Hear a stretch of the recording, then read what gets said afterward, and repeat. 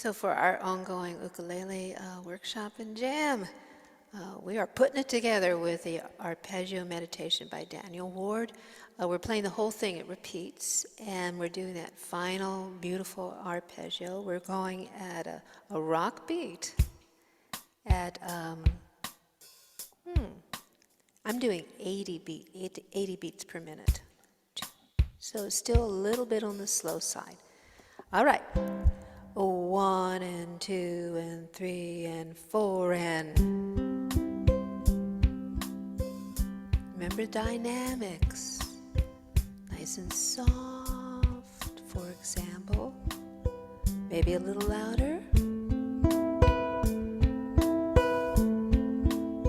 Maybe a little softer. Experiment.